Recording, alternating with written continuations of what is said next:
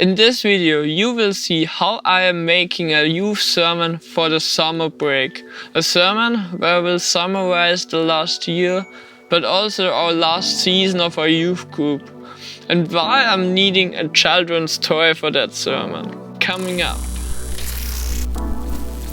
And this week I have one big challenge. Not only finding my way through the trees, but also making a youth sermon. Our youth group is not taking place the whole year. We have one time where we are not meeting, and that's during the summer holiday. During the summer holiday, the teens are having a break from school and also from our youth group, if we want to say so. But that also means that there is one last gathering. And during that last gathering, we have a special program. We are making, for example, a bonfire and grilling some sausages and having special games, so it's more chilled, more relaxed than usual. And we have, of course, a devotion.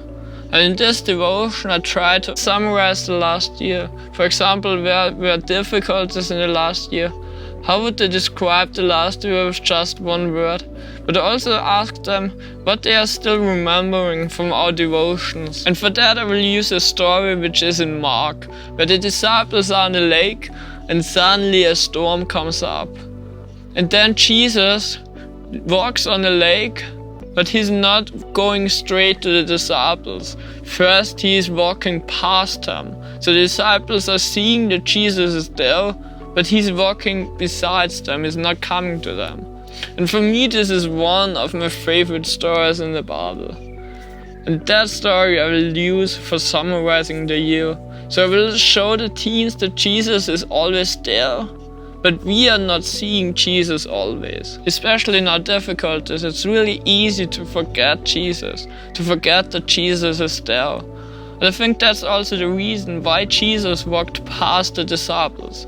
That the disciples see that Jesus is there in the difficulties, in the storm on the sea. Today is my goal that I have an outline of that devotion and a plan.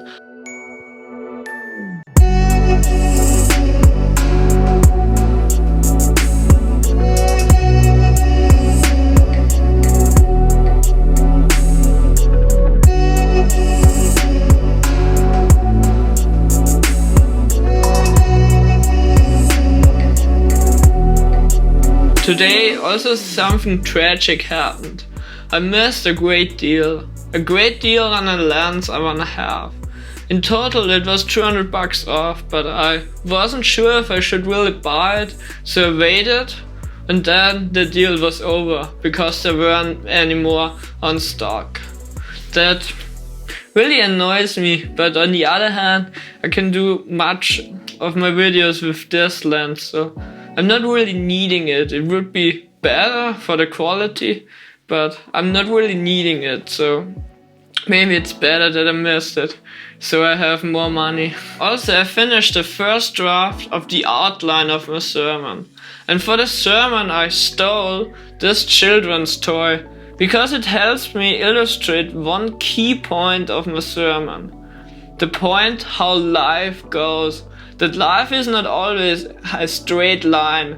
Life you always have highs and lows, like this boat on the sea. Or like in the Bible passage I use for the sermon, you have wind which is working against you. You wanna go in the right direction, but the wind pushes you off. And that's really great, because with such little things you can make your sermon more practical, so that the teens will understand more what you really want to say. Because when you just say the things, it's not as effective as when you have something to show them, to illustrate your main point. And I also have a first idea of my main message. So when you make a youth sermon, you should always have your main message in mind and align everything what you say to the main message, so that every point you have supports this message. And my main message will be that Jesus knows your struggle and Jesus is always there, so you can always go to Jesus.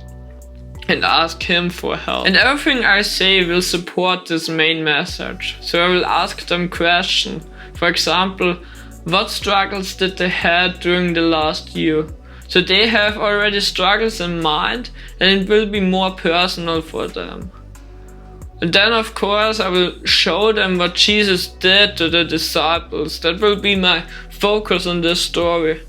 That Jesus didn't walk towards the disciples, but he walked past them. As I said earlier, I personally think that the motivation from Jesus was that the disciples see that Jesus is there for them. And when they call Jesus, he will help them. So now I will read maybe a book or